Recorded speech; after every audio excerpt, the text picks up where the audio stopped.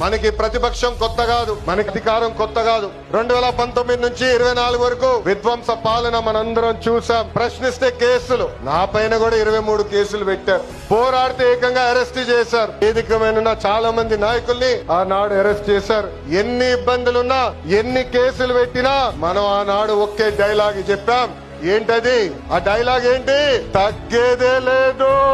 మనందరం చూసాం. ప్రత్యర్థులు దాడి చేసిన, తొడగొట్టి మీసం మిలేసిన అంజిరెడ్డి తాతనే మనందరికి దమ్ము. కత్తితో దాడి చేసి తల నుండి రక్తం కారుతున్నా ఏకంగా పోలింగ్ బూత్ లో కూర్చుని చివరి ఈవీఎం సీల్ పడే వరకు పోరాడిన మన అక్క మంజుల గారే మన ధైర్యం. కత్తి మెడపై పెట్టి వాళ్ళ నాయకుడికి ఒక్కసారి జై కొట్టమంటే జై చంద్రబాబు నాయుడు, జై తెలుగుదేశం అని ప్రాణాలు కోల్పోయినా తోట చంద్రయ్య మనందరికీ స్ఫూర్తి. వేదికమైన ఉన్నారు. పార్టీ కోసం పోరాడి ఆనాటి పాలకులు వ్యతిరేకంగా మాట్లాడినందుకు ఆయన కన్ను పొడిచి కంటి చూపు పోయినా జై తెలుగుదేశం మన గాంధీ గారే ఈ రోజు మనందరి సత్తా.